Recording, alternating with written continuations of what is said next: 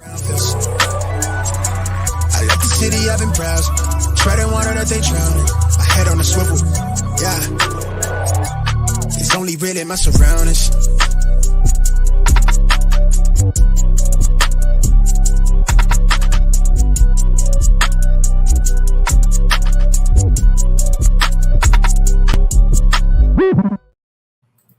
Hello and welcome to episode 158 of the Smash Accept podcast. I'm your host, Michael Royer. You can find me on Twitter at DynastyDadFF.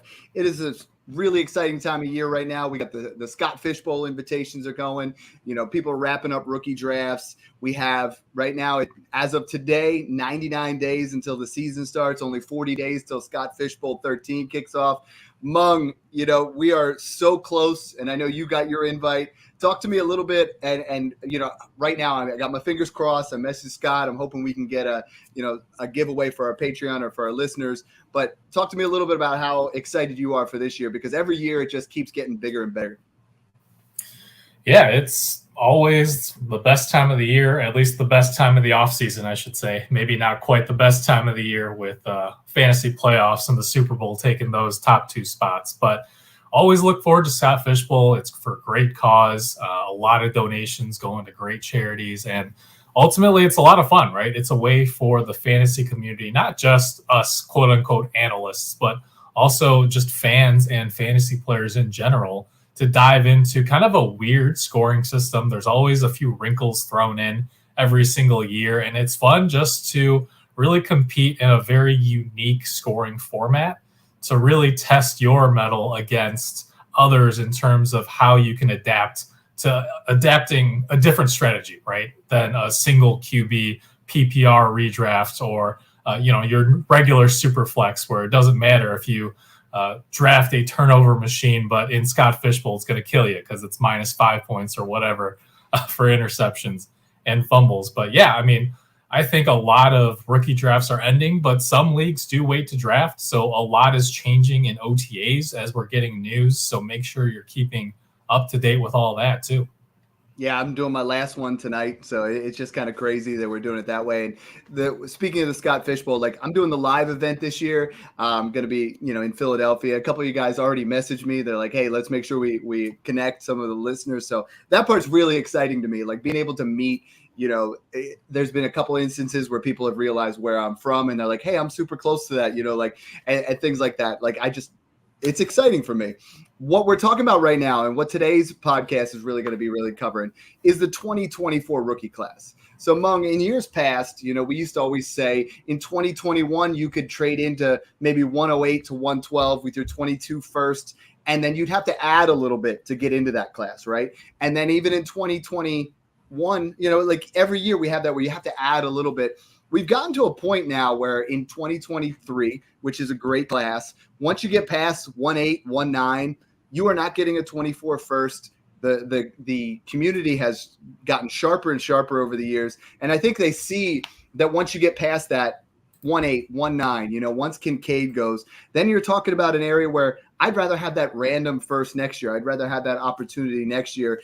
Before we talk about next year's class, talk to me about what you're seeing in your rookie drafts, because normal years, you always see that guy, especially the casual fan, just jumping in and be like, well, I got my first next year. I might as well use it for this year because I want to get Kendre Miller. I want to get this player. But as a community, people are getting sharper and sharper, and they're not falling for it anymore.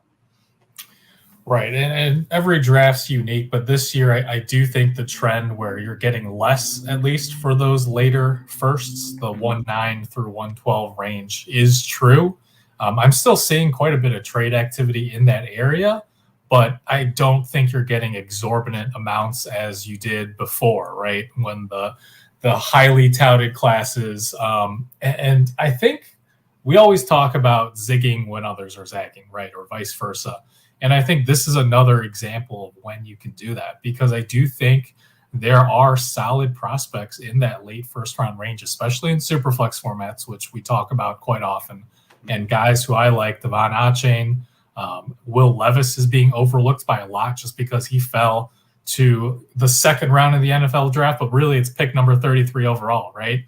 And we had reports that teams were trying to trade into 31, 32 to grab Levis. So really, maybe you're getting a discount on him if people are looking to trade out for cheap in that back end of the first round draft. I like Zay Flowers quite a bit. I've seen him drop.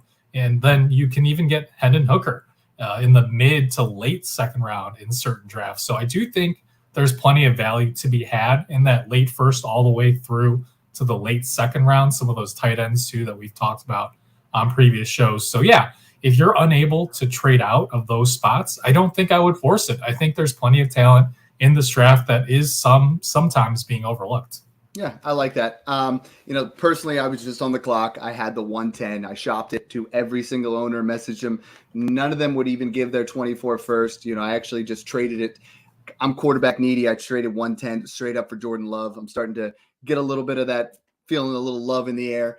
So let's talk about this 24 class, because right now I see 4 absolutely elite prospects that are going to be coming out. Caleb Williams, let's start with him. I mean, obviously Caleb Williams in 2022, 4,537 passing yards, 66.6% completions, 42 touchdowns, 5 interceptions, adds in, oh, by the way, 382 rushing yards and 10 TDs.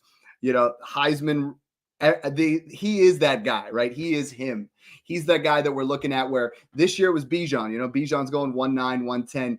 Caleb Williams next year in startups, if he has another similar type season, is in that 106, 107 conversation. You're going to have the big 4 quarterbacks with Burrow. Then there's Herbert, Fields, Lamar, Lawrence. He's going to be in that conversation day one. And that's why we keep talking about there's so many teams collapsing for Caleb, or, going for that 101. And that's why in Superflex, like, we talk about the rebuilds, we talk about the year one punts. It's crucial to have your first. It's crucial to make sure we create those positional voids, because this is a type of player among that is your dynasty franchise difference maker. This is a guy that you have the keys to the castle. You can do whatever you want with this pick, because it's going to have just an insane value, so much more than the 102. We talked about in a normal year, it has about 30% more. This year, it has almost 50, 60% more. Next year might be even further.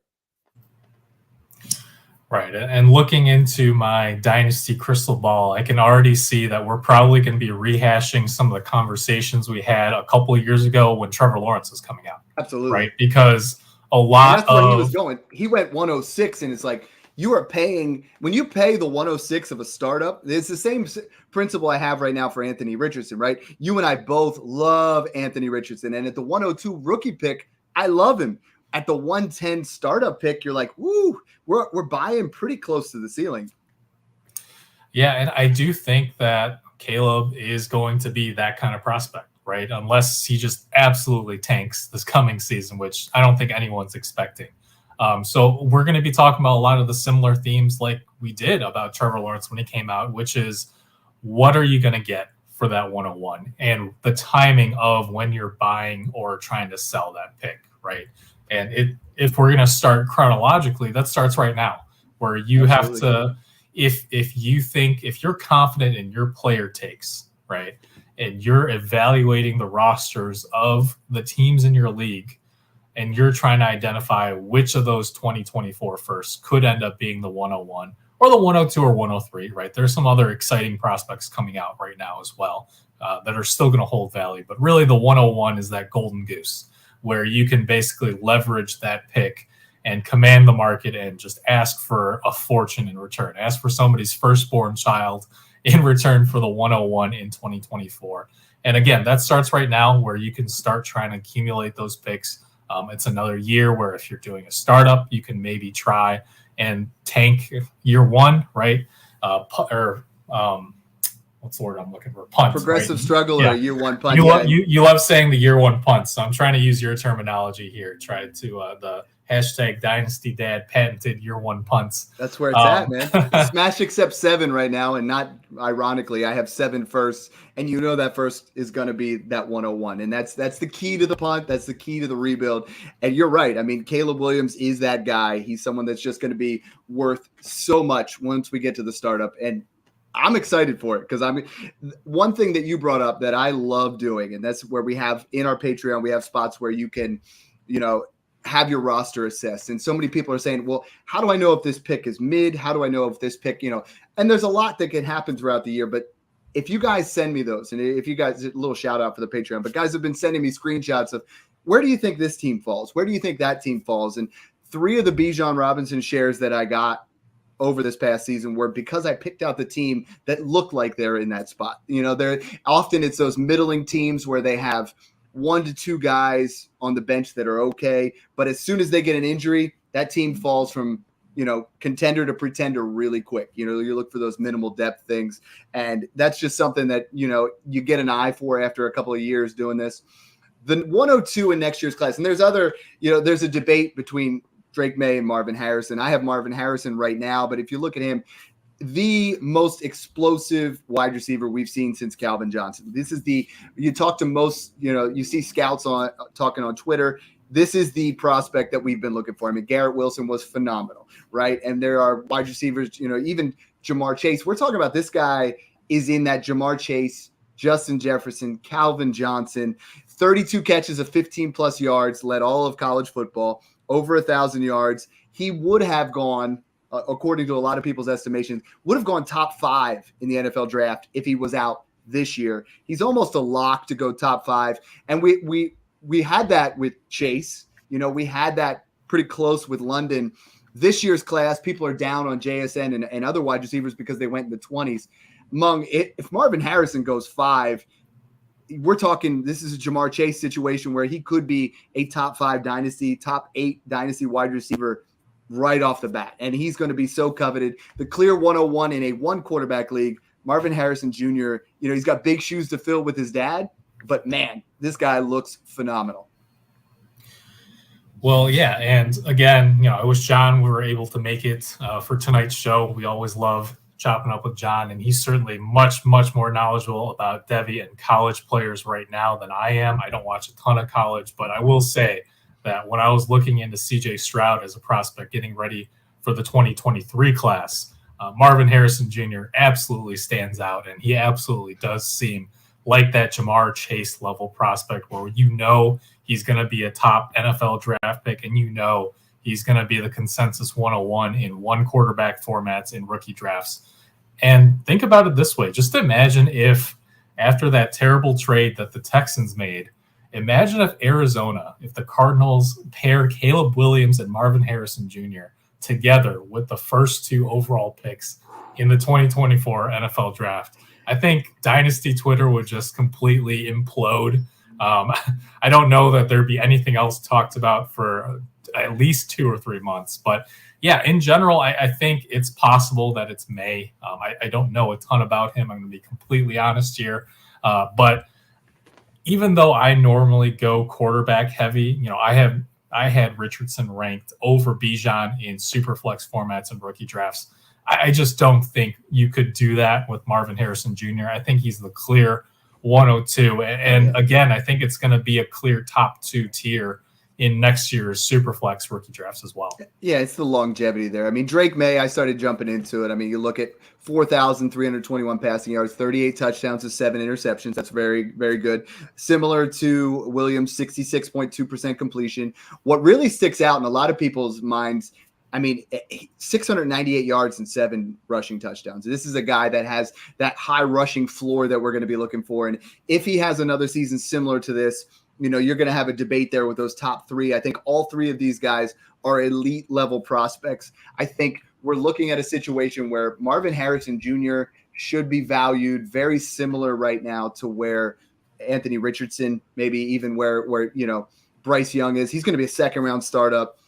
We're looking at Caleb Williams is going to be a 1st round, and Drake May is going to inch his way up there. Talking to a lot of people that are, digging into tape right now, they say Drake May right now is a little bit behind where Bryce Young is, but a little bit above C.J. Stroud, and that's not a slouch at all at that point. And then this year we also have Brock Bowers. Brock Bowers is, he led all tight ends in FBS in total points, led the SEC in receiving total points. This is someone that. This is the best prospect we've seen since Kyle Pitts, and we're only it's early in the process, but this is someone where you love Kincaid, you love Michael Mayer, you love Sam Laporta. This is another level prospect. This is a guy that instantly becomes a top 5 dynasty tight end from day one. You know, we want to put Kincaid there, and Kincaid didn't land in Buffalo. We wouldn't even be discussing it in comparison to where Brock Bowers is. This guy is, you know, we've been wanting tight ends to get an injection. You know, we wanted to get some youth, and now we're going to get it with Brock Bowers. And that's 4 guys right there before we even talk about the running backs, you know, that are going to be elite level prospects, blue chip guys, absolutely smash draft picks. And I'm excited. You know, Brock Bowers, I've seen as early as the 105 in a rookie draft, in people's early projections. And Mung, I mean, you know, Kincaid's going 7, 8, 9 because he got the best landing spot possible. But to talk about a rookie tight end, I don't think people understand how special that is. If you're saying 105 above the likes of guys like Travion Henderson, Raheem Sanders, Emeka Mbukwa. I mean, like this is a great class, and we're talking about a tight end going that early. I don't think it's crazy. Again, a lot depends on your league format scoring, right? A lot boils down to that because back in the day, I was a proponent of valuing Rob Gronkowski over guys like Julio Jones and AJ Green because of the positional scarcity at tight end. I can't talk tonight for whatever reason. I think it's the sun in my eyes. It's golden hour right now at sunset. But we talk about positional scarcity all the time, right? And that's what drives up QB value in superflex formats. And that's what drives up tight end values because when you have a guy who can be a true difference maker in the mold of a Kelsey or an Andrew or Kittle, that's worth so much because once you have that piece, it's a foundation for your roster, whether you're contending or rebuilding. Mm-hmm. And the question is, are we going to fall into the trap that we kind of did with Kyle Pitts where he was really being drafted at his ceiling, right? I think he's a value buy low now, even with the volume concerns in Atlanta, but definitely the hype. And I'll be the first to admit I was right there with everybody, right? I ranked Pitts very highly as well. And then he ended up not disappointing, but relative to expectations, right? Mm-hmm. So again, I think these are guys where when I'm looking at my current Superflex Dynasty rankings, I think that both Caleb Williams and Marvin Harrison Jr. are both going to be top 10, maybe top 8 overall picks in Superflex Dynasty formats. And then when you're talking about, honestly, I would probably have May slightly over Young and Stroud right now. And I say that because generally speaking, we want the current players because they have Absolutely. The opportunity to increase their value by playing well during a season. But I have the size concerns with Young. And then with Stroud, we know he's athletic, but he's generally chooses not to run a lot. At least it was the case in college. And both of them are on teams that we don't necessarily expect to win a ton of games in 2023. So there's a chance that their stock could very much stay the same. And in the case of Young, while I do have him ranked as my 1.03 rookie pick in Superflex formats, there's a clear tier gap between him and then the top tier of Bijan and Anthony Richardson. So I do think that May could slot in slightly above those guys. And as for Bowers, I mean, right now you're looking at, I have Kincaid ranked in that Goddard and Hockenson range, right? Where we have the promise of that upside. And I think that Bowers would be right there along with them. Absolutely. And you got to remember right now, the only asset in Dynasty that cannot depreciate is those 24 firsts. You know, now's the time where if you have Bryce Young and you don't feel like you're going to be in that area and you can target a top 3 first plus, that's why we talk about insulating all the time. People want to get involved there, you know, and I think this class at the top, and this is really, you know, we have guys like Snoog and we have John and Zoltan and guys that jump on the podcast and Matt Hicks that are going to really elaborate this, but we wanted to just kind of give you guys a taste of what these 24 firsts are. You know, Mung and I, we're the trade specialists. That's kind of how we break things down. But once we get into it, you know, I mean, you look at Travion Henderson, 1,500 yards and 19 touchdowns as a freshman. He's my RB1. He's going to be fantastic. Raheem Rocket Sanders, 1,400 rushing yards, 10 touchdowns, 6.5 yards per carry. He's my RB2. And then, oh, by the way, you know, Ohio State also has Emeka Mbukwa, who's, you know, 82.9 PFF grade, 1,100 yards, 10 touchdowns, 526 yards after the catch, Mung. Like, they just keep churning guys out at Ohio State. That's what they do. And one of those guys, man, I'm excited. You know, our Patreon right now, we are giving away an autographed Garrett Wilson jersey from pristineauction.com. All right. We are getting, if all you have to do is sign up for the Patreon. Everybody that's in the Patreon gets an automatic bid to win this jersey. You know, I was out there and I was shopping on Pristine Auction. I was like, I got to get something cool, you know, like I got to give back to the guys in the Patreon, and I'm excited to give this away. This jersey is fire. And all you got to do is just sign up, you know, and try us out. Honestly, right now we have so much going on in the Patreon.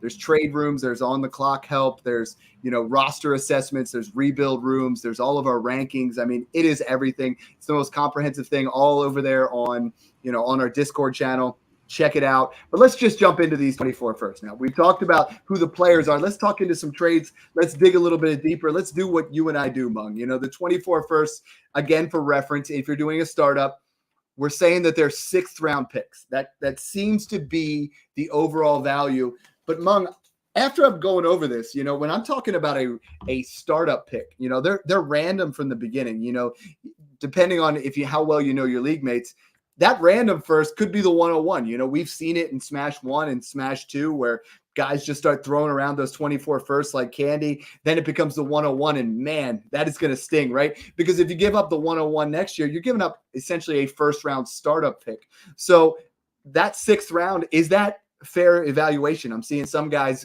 paying 5th rounds now. You know, we get in the 5th round, you're talking about Pittman, Judy, Burks, you know, some nice level wide receivers. You sometimes Daniel Jones falls into that area. I mean, where's that line for you if you're buying 24 first? Well, it depends first off on which type of startup you're doing, right? Are you doing the type where you put in the kickers as the specific picks, the rookie picks, or are you still, you know, controlling your own firsts? At this point, we already did the rookie draft, so it's got to be you control your draft and right. Just players. And that's what I figured you're talking about. But there are some people who always do the kickers, so it's important to remember that. And at that point, you know, you can definitely target those picks way early. But assuming you don't know, that's where it's really important to look at the draft board and see, what is this guy doing, right? Is this guy like John, who's going all in with Travis Kelce and Derrick Henry and whatever else? And obviously, the 2024 first for that team is still valuable, right? Because what if Derrick Henry doesn't pan out this year, right? What if Travis Kelce falls off a little bit? So you still have to consider that those 2024 firsts could end up being early. So you should still value them. But obviously, you're targeting the guys who, you know, they're drafting Garrett Wilson and then they move back 8 rounds and they have nobody else yet on their roster, right? Something of that. And then also you have to consider when you're looking at the draft through 3 rounds, through 4 rounds, who else is potentially targeting the same type of strategy that you're doing, right? You mentioned, I think it was a year or 2 ago, where you were going for the year 1 punt and somebody else was as well. But at that point, one of you had to zig or zag because there can only be one, right? Yeah. It's like you got to buy them out, right? Like I know in Smash 3 it started, I had 4 and another guy had 2, and it's like, dude, I got to buy him out. I got to make him want to like start drafting players here. And in Smash 8, I believe there were one guy has 8 of them, but then in Smash 9 there were like 3 different guys trying to do that. You know, they saw all the Thanos graphics and the, you know, the blueprints of how to do this, and it's all well and good unless multiple people are trying to do it. That's a great point, because when 2 people try to do it, you can somewhat break it down. When 3 people try to do it, it's a mess. Yeah, and again, like you said, it's still viable, right? Because maybe you both get top 3 picks, and one of you gets Caleb Williams, and one of you gets Marvin Harrison Jr. But at the end of the day, you have to balance it out where you have to understand you can't necessarily go all in if someone else is, like you said. And really, I think I look at it as, I know you like Jerry Jeudy a lot. I like Pittman, but I have some volume concerns with Anthony Richardson and how much he's going to run. And at the end of the day, our guys like DJ Moore, Pittman, Jeudy, even Terry McLaurin, Jahan Dotson, Treylon Burks, guys like this in that range, can they truly be league winners, right? Do they have that top 5 league winning season potential in them? And to me, none of those guys do. So if you are perfect segue, perfect, because this is what I want to talk about for tonight's show, and is tearing up or insulating back, right? So there, you brought up that wide receiver range, and I really want to go over that. I mean, you look at in our Patreon right now, you look at the guys that from wide receiver 18 down, the Jerry Jeudy, Chris Godwin, Treylon Burks, Addison, Quentin Johnson, DJ Moore, Pittman, Watson, these kind of guys. I've been finding myself more and more and more going one of two ways, right? Like I want to get into that top 15 range where it's the top 10, they're all super young. And then you get to maybe even like 12 to 15 where you have Diggs and Kupp and Adams and you have those guys that are going to win you championships. Then you get to 18 to 32 and Mung, we all want to pick that next breakout guy. We all think we can. I think it's Jeudy. You think it's Marquise Brown. Other people think it's Treylon Burks. To me, one thing that I've been doing a lot of, and I mean a lot of, at running back, we talk about insulating back, right? So I'm trading Austin Eckler for Ramondre Stevenson plus.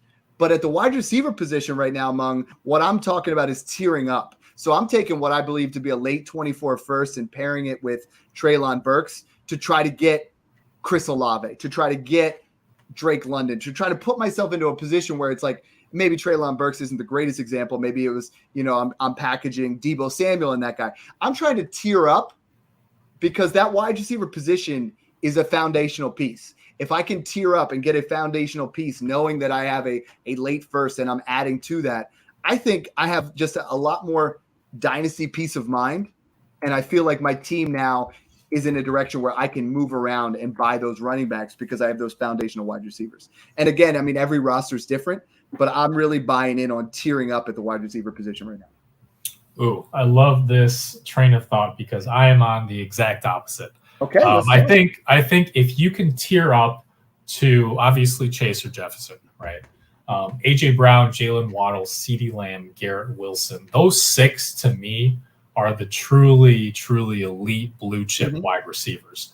I have some questions about Amon-Ra St. Brown. I have a few questions about Chris Olave. You got to get on board, Amon-Ra St. Brown. It's been 2 years.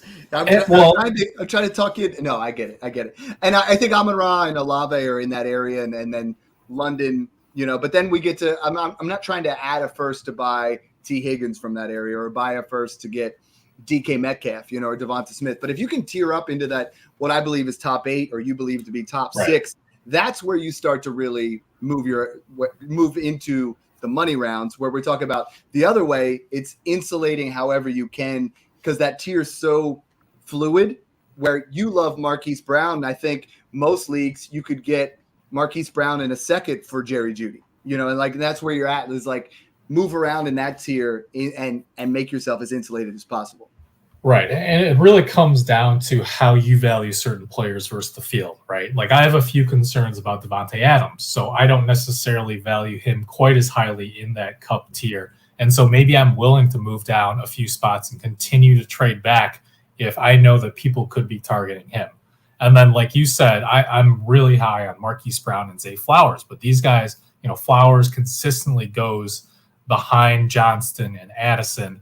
And again, these are where you can kind of find those pockets of value based on your player rankings versus ADP.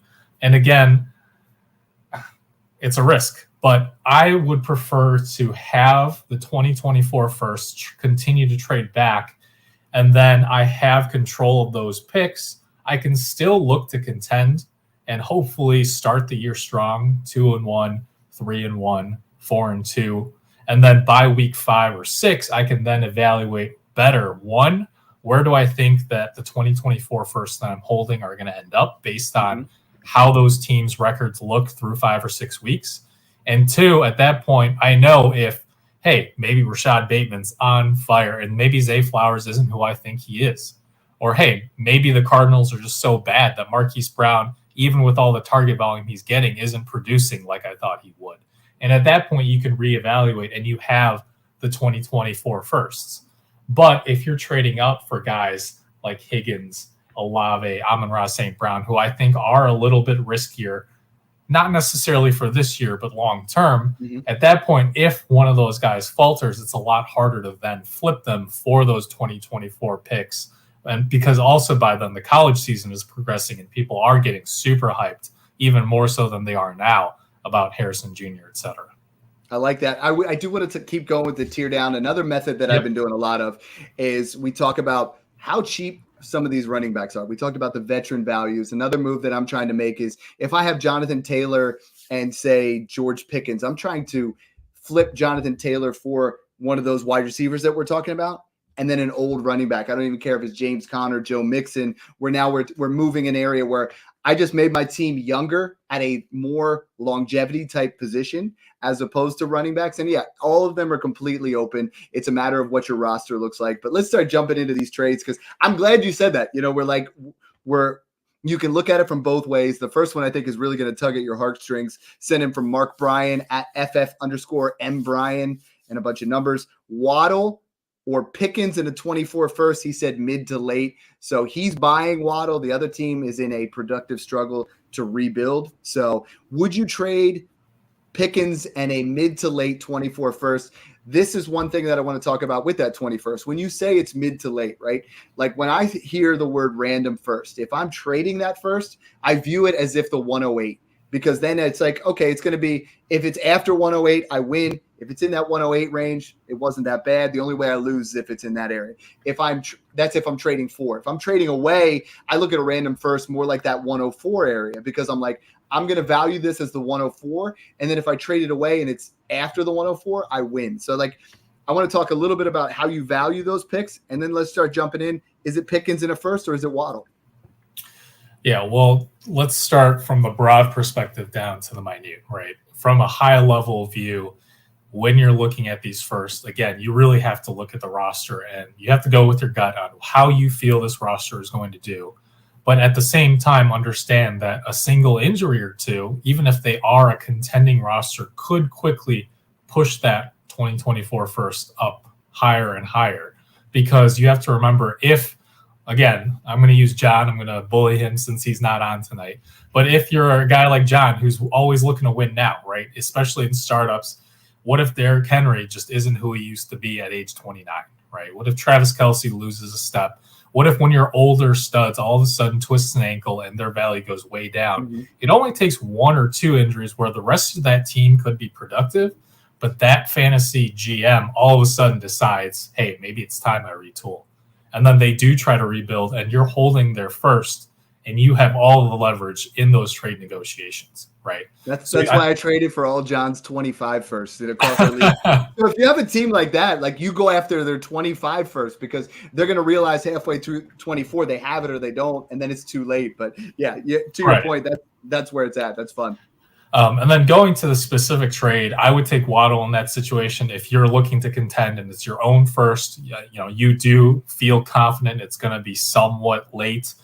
To me, Pickens is more in that Mike Williams mold where I think he's going to have some big weeks, but I don't know that he's going to ever dominate a complete season, especially with Deontay Johnson there, with questions still about Kenny Pickett as a passer. And for me, for Waddle, Tyreek Hill is a little bit older, which is why I'm a lot higher on Waddle than I am Devontae Smith, who has to contend with a much younger A.J. Brown alongside.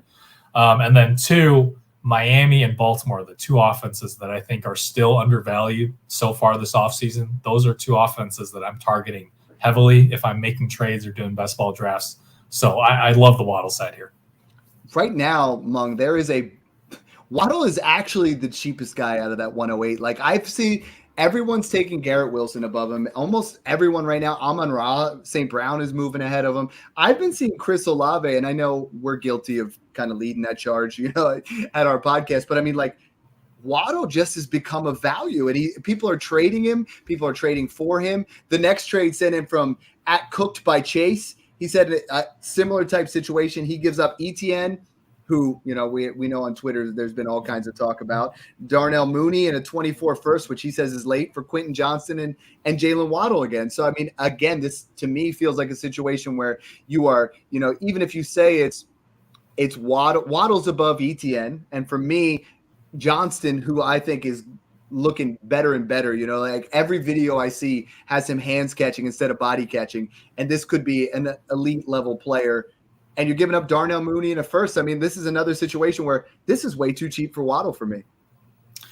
Yeah, I agree. I'm on the Waddle side here as well. And for me, I'll try to explain why I think people are maybe slightly lower on Waddle. And it's because of Tyreek Hill, right? Because Tyreek Hill is so good. And I do think he's still a top wide receiver in the NFL.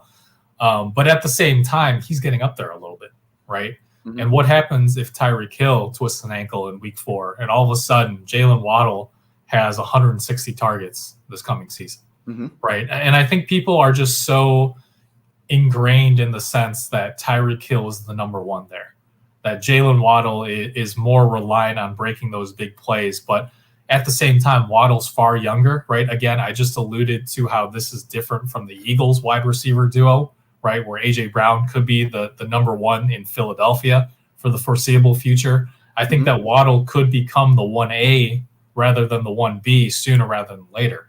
And again, I think this is the time to buy in. And I think there are also concerns about Tua's health, right? That's the other reason that Waddle might be a little bit cheaper. But again, I think those are both reasons he's undervalued. And I have him as my number 4 wide receiver in Dynasty, behind only Brown and Jason Jefferson. I think the biggest thing people are looking at right now is the yardage regression. I mean, you look at him in 2021, 100 catches, 1,000 yards, 6 touchdowns. Then you look at 2022, 75 receptions, 1,400 yards. He averaged 9.8 in 2021, but averaged 18 yards per reception in 2022. And I think, and with 8 touchdowns, but we have to look at the offense has evolved, right? It wasn't the same offense. Tyreek Hill came in and McDaniels is doing great things. And I think Jalen Waddle has become such a value. I'm kicking the tires everywhere because I'm seeing these trades on Twitter and I'm just like, he is a top 10, overall draft capital wide receiver who's, 23 years old. Like, this is the kind of guy who's a centerpiece to your team. And I'm seeing him fall to, early 3rd in startups, and I'm seeing people trade this cheap. I'm all in, I'm buying that. Yeah, if you can flip Garrett Wilson, CeeDee Lamb for Waddle plus, that's something I would definitely explore. Yeah.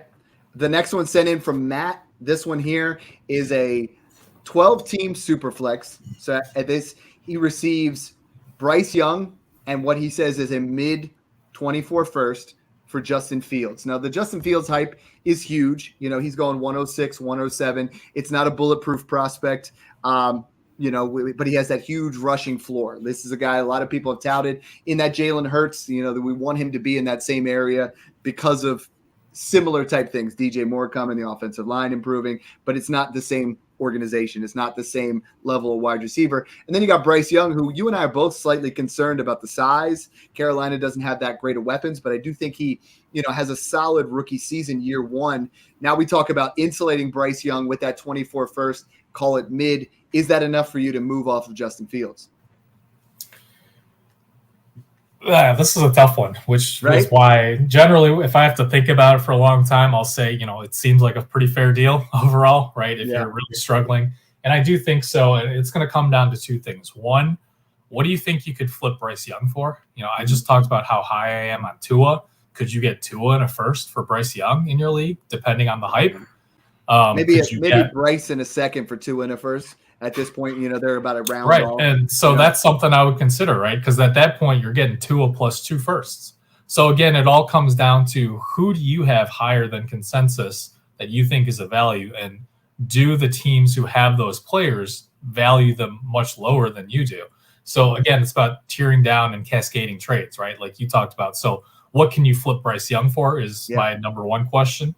And 2, are you confident that it's going to be a mid or later 2024 first? So if you don't think you can get that much for Young, I'm fine with paying that for Fields. And at the same time, I think Fields has elite potential. We already saw a lot of flashes from him last year. But at the same time, if you think that first could end up earlier than what that team thinks it could be, and if you think you could flip Bryce Young for a couple 2024 firsts right now, if someone in your league loves him, then that's also something I would consider. Yeah, I think in this particular trade, I'm with you too. Like if this is right now, I have Lamar Jackson and Fields as my 6-7. If I'm going all in, then I'm trading Bryce Young in a 24 first for Lamar Jackson. You and I both think Lamar Jackson top 3 this year, maybe even number 1. I've seen you've tweeted that, and I've said that in my friends group and things like that. And I firmly believe he's in that area. On the flip side, I did in Smash 7, I drafted Lamar Jackson.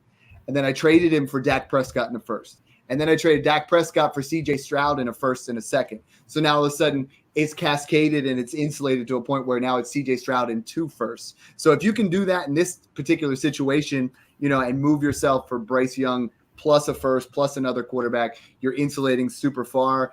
I'm okay with it if it's a late first and you're kind of moving to that area. So like everyone wants to win a trade, Mung, and like we've been diagnosing them for years now, and it's not about winning that trade. It's both sides can potentially win, and this one looks like one of those where I think you have a potential that both sides could win this trade. Yep. The other one, and I got to talk about this because my man from the Patreon, Mendel, we talk about this all the time. He had the 104, and he shopped it on the clock, and it's a super flex league. So we're assuming, Gibbs, Stroud or JSN. He gets the 108 and the 24 first from a guy who was not a contender last year. So now all of a sudden he's insulated to the point where he's at that 108, which is Quentin Johnston, maybe Addison Falls, and another 24 first. Then he cascaded back and got another 24 first plus the 207 for that 108. So like this is what we talk about all the time in the Patreon, not just making a trade, but cascading it and having a plan where now he got 2 firsts for the 104. And then the 207, I didn't ask him what he got, but the 207, that could be Sam Laporta, that could be Rashee Rice, that could be, another prospect that gives you 3 shots to replace what you were going to get at that 104 spot. Love that. Kudos to him on that one, because if you can move back and get those extra 24 firsts, if those 24 firsts pan out to be any of them top 6, he absolutely dominated those trades. Yeah, I agree. Not a whole lot to say there, but overall, I will say too that again, this is something we've covered on previous podcasts, but I want to highlight one more time, is you can kind of try and gauge who you think league mates are going to take, right? Mm-hmm. And you're not always going to be able to, but sometimes there's that guy who's been posting Jahmyr Gibbs highlights in GIF form in your league chat for the last 2 months, right? You can dangle the 105 if he's still there. Mm-hmm. Or maybe that one guy in your league went to Ohio State, and guess who he's targeting at 106? Right. Or even smaller deals where just today I traded up in the late 3rd round of a rookie draft where free agents are available too to snag Jerome Ford because I saw that the Nick Chubb GM had a pick coming up in the next couple picks and maybe he was going to grab him. So again, when you're looking at your teammates' rosters, these are all things that it takes a lot of time to dissect sometimes. But once you kind of know your league mates better, you should be trying to evaluate or predict their train of thought at the very least. All right. So Snoog isn't available this week, but we always talk smash or pass. So what I want to do before we move into the next area is we're going to say random 24 first. I'm going to say, or the player. So I'm just going to name the player. If that's at random first, you tell me smash or pass. Chris Godwin. Wait, so I'm saying smash if I want the first? Yep. Yeah, no, smash if you want the player. Oh, gotcha. I'll smash Godwin still. I think he's so underrated right now. Like I've seen, I traded Hollywood Brown for Godwin even recently, and I was like, I love Godwin. I think, the Baker Mayfield talk there is bringing a lot of people down, but look what he's done over the course of his career. Again, what if Caleb Williams goes to Tampa Bay next year? Tampa Bay could be in line for that. So I like that. Look what Jarvis Landry did with Baker Mayfield, right? I'm more concerned about Mike Evans than Godwin. So am I. Evans, I've moved down in the Patreon rankings, and Godwin I've moved up because I feel like that's the kind of offense we're looking at. DJ Moore, smash or pass the 24 first. Moore's growing on me, but I'll pass. I'll still take the first there. All right, let's start tugging at your heartstrings here a little bit. I know this is going to be our thing, for a while here, but I had a thread recently on Marquise Brown as a dynasty sell because of how far he's moved up. Random 24 first on Hollywood Brown. Oh, smash Brown. Give me Brown all day. I've talked about him plenty on the podcast and on Twitter, and you guys all know why. Yeah, and like some of them, I was advocating the tier ups on a lot of them, and check that out. How about Zay Flowers? I guess I'm really just planting my flag on the Ravens and Zay Flowers, and I'm still going to smash Flowers. I believe in him. He is still my number 2 rookie wide receiver in this class behind only JSN, and I have them in the same tier, so it's not even very far behind. Okay. Now, this is one where we're going to talk about last year to this year. I am coming around. I was not in on Jameson Williams at the cost last year. Last year, the value just kept going up and up and up. The offseason before the suspension was sky high. Now, would you smash or pass Jameson Williams at a 24 first? Just to know, we had multiple guys from the Patreon chime in. They were like, we had Bear Down was in there. He said, I floated Jameson Williams. I said any 24 first. I did it in one of my leagues. No one seems to be paying it. Are you willing to pay that right now? No, pass, because I do think there's concern with his development, missing another 6 games on top of the missed rookie season. I think the ceiling is still sky high. But right now I would happily buy for a second, but I'll sell for the first. I like it. I'm going to be putting out an article talking about that line and where those 24 firsts. I'm glad we're chopping it up on some of these. Let's move to the running backs. Najee Harris. Oh, that's the line, right? That's the line. Yeah. So for me, like the top 7 running backs, absolutely. Josh Jacobs, maybe. Eckler, depending on your situation. Pollard and Ramondre Stevenson. I would buy Najee Harris for a random 24 first, but the next couple guys under that, Kenneth Walker, Javonte Williams, Nick Chubb, J.K. Dobbins, it's going to be a tough one. Yeah, Harris is, I think, right where I have that line at, and I will – I guess I'll pass because I do think he's due for a bounce back, but they seem to like Jaylen Warren quite a bit, and I do think that limits his upside a bit. I love that you've brought up 2 absolutely priority handcuffs in Jaylen Warren and Jerome Ford. Both of those guys are cheap. Look at the team. If you find a team that's rebuilding or in a punt, they don't want those points on there. Go offer a pair of thirds for both of those guys. I think, you might even be able to get Jaylen Warren for just 1/3. I think this is a prime time to buy because there are 2 offenses that I think will click for sure.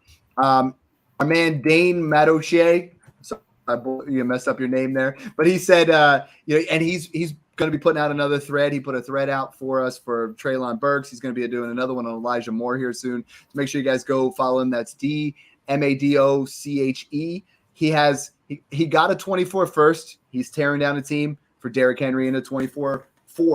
So Derrick Henry, I feel like if you can get a 24 first and you're not contending, that's a smash sell, right? Yeah, maybe he's a freak and just proves me wrong, but I don't see the case for it. Yeah, 2 years ago, we were like, would you invest a first for Derrick Henry? And you and I are like, no. And John's like, yep, do it again. Now he's 29. It's just like. Well, John's a little bit richer and we're a little dumber. But you know what? The Titans seem like they're going to be a train wreck, and they could switch to Levis at some point. And we know the offense is going to run through Henry. I just don't know how many touchdowns and how many receptions he's going to have. Well, and I think the reason I'm buying Burks and Okonkwo so much is I feel like there's a lot of negative game script here.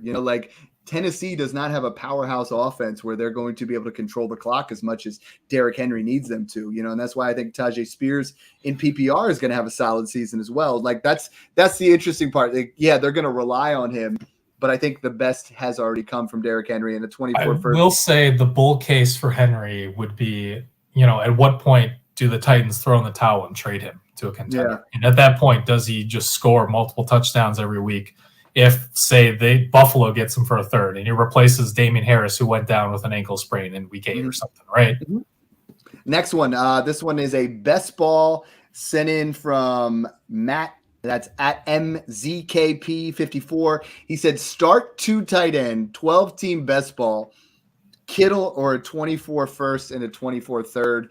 Man, Kittle, that is a huge smash. If you guys don't play 2 tight end leagues, if you ever play in that, you realize how expensive these tight ends are. Mung, I have come again full circle on Kittle, where he's a buy for me right now. People are selling him for the 110. That's nuts. That's where that smash all day long. We're not even going to get into Purdy versus Lance, but honestly, I think Kittle is a huge buy right now. Especially in 2 tight end, 1 where tight ends carry such a premium, and 2 best ball, he said. that's exactly where you want Kittle, because he can have those 40-point weeks, and you don't worry about those 5-point weeks that he puts up here and there. Mm-hmm. Another one sent in from Dat_Commish. This is a 14 team. That's always relevant. 1 quarterback, full PPR. The league uses a lottery ranking inverse max points for the 6 teams that don't make the playoffs. So, you get more lottery chips. You're trying to get Victor Wembanyama, Wembanyama, whatever. Least possible points have a 6 out of 21 odds. Max is a 1 out of 21 odds. So he says price check here on this Travis Etienne or an early 24 first. Yeah, I mean, if it's one of those that could potentially be early, I'll pass on Etienne. Yeah, I think the key thing here is not just get the 24 first, because in this scenario, there is an outlier where that 24 first becomes past that. It becomes 106. At that point, it's a wash. This is where Tank Bigsby in a 24 first, that you could win twice, or like those 2 guys you talked about, Ford or Warren, or get another handcuff where you have more opportunities to win, and I think that's a key principle that a lot of people just say, hey, this is the pick or the player. People don't stop a trade from going through if they want someone. Jerome Ford's not a guy where you're like, no, can't do it. That sometimes is the way to get it done. Another one sent in from Chuck C. This one's fun. He gets Austin Eckler in a 24 first for Ayuk, Stevenson, and a 24 second. Very similar to a deal I made recently. So Eckler, who last year I was a little bit too early as a dynasty sell. At this point, I'm moving off Eckler where I can, and a 24 first, or Ayuk, Stevenson, and a 24 second. Give me Eckler in the first. I don't know that Ayuk's going to see enough target volume to have consistent production week to week. I have my concerns with Ramondre Stevenson. I think that he could still get outscored by Austin Eckler this year. Mm-hmm. And then if we're upgrading to the first, straight up, I think Stevenson and Eckler is a much harder question. But if you're getting the pick upgrade to the first, give me that side. The opposite in one of my home leagues, I got Ramondre and the first for Eckler, and I'm glowing. I'm glowing, baby. Another question sent in from Jason K. Metrics. Likely late 24 first or Tony Pollard in a 1 quarterback full PPR or half PPR? I think I will smash Pollard there. Yeah, same. I'm loving Pollard this year. He was RB8 last year. Now we're not as much competition. He's participating in OTAs right now. Go buy Pollard, seriously, or tear down from that. Now, we're talking about 24 firsts, and when you have 2 of them in a deal, it can really, we're already looking at now you have a 1 in 6 chance that these are going to be in a different area of the draft. Dylan sent in a 12-team, 1 quarterback league, 0.5 PPR. He said both firsts should be mid to late. So neither of them appear early. And he bought the guy whose jersey we're giving away, the guy who is literally the hottest dynasty commodity right now. If you don't believe me, go try to trade for Garrett Wilson. It isn't happening. So Garrett Wilson or 2 mid to late 24 firsts. Oh, smash Wilson, especially in 1 quarterback where the talent drop off is going to be a little quicker. And that's huge, drafts. Right? People don't look at them the same. Like 2 super flex random firsts, we're looking at, in that area, we're going to be getting a much better prospect. There's going to be, there's going to be some wide receivers, some running backs that fall because next year's class. I was talking with John. He thinks there's 4, maybe 5 quarterbacks go in the first round of your Superflex draft. That really pushes things back. There's a huge difference between 1 quarterback because a lot of times you just have to make those moves in a 1 quarterback. Yep. Another 1 quarterback deal sent in. This one is from Jonesy, FF_Jonesy 16. 1 quarterback, 12 team. Right now, he is trading for Stephon Diggs and Cooper Kupp and giving up Pickens, 23 first, and a 24 first. Now, he did the 23 first, it looks like, is actually 102. So Pickens, 102, and a 24 first, or Diggs and Kupp. He said he's going all in. Now, I love Gibbs and JSN, so this one's like really tough because if you make this deal and you don't win it all, it's going to sting.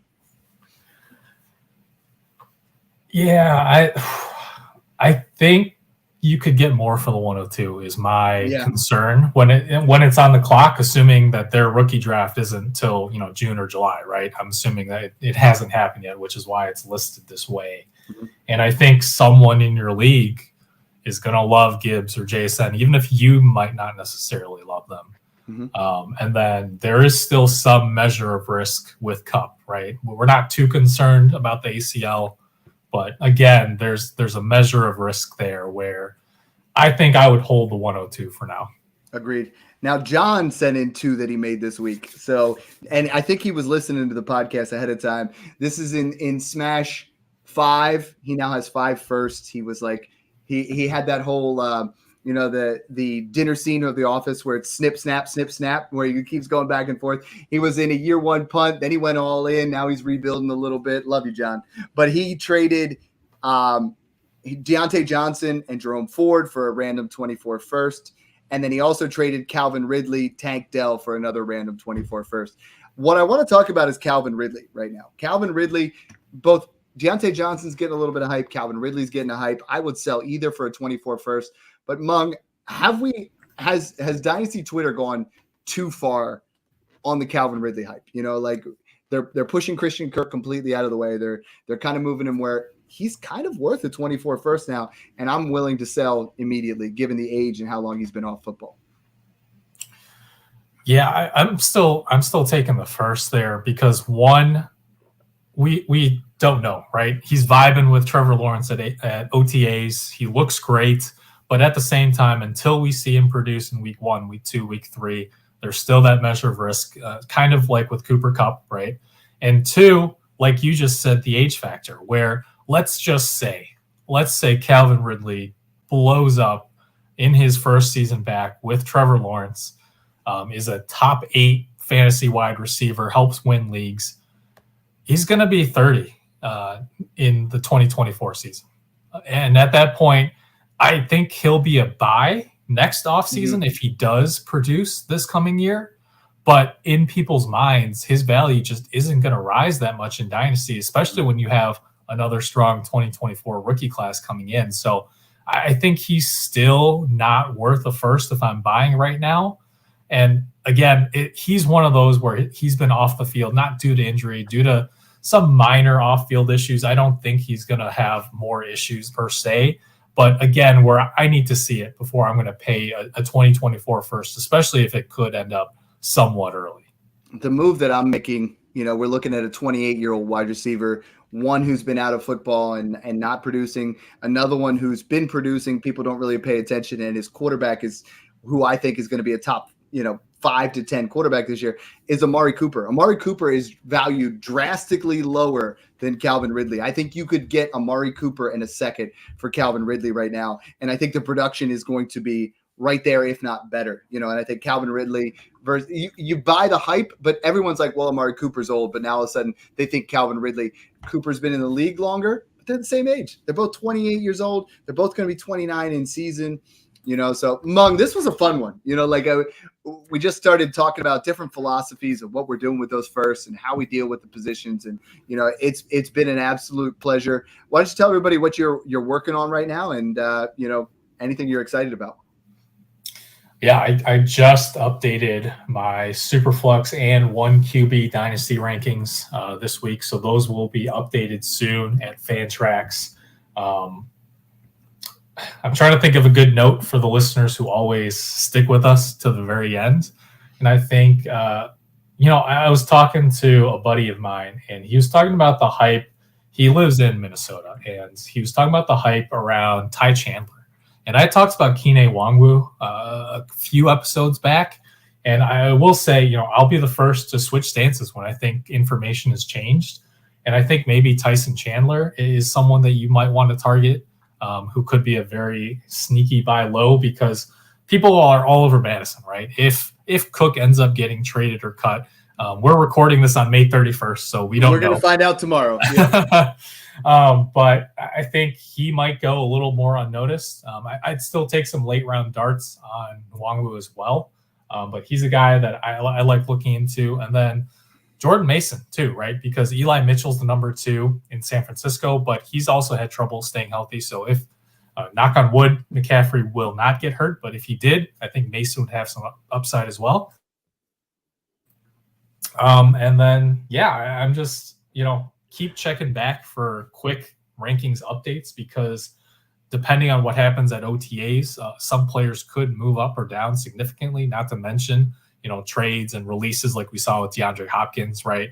Obviously, if he signs with Buffalo or Kansas City, that's going to move Gabe Davis and Kadarius Toney way up or down, depending on where he ends up going.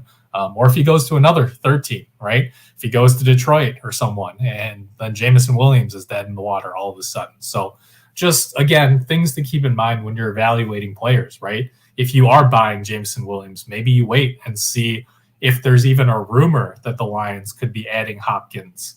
Then you buy super low on Jameson Williams, maybe for a late second, something in that range. But yeah, I keep on your toes in the off season, because values do change very quickly.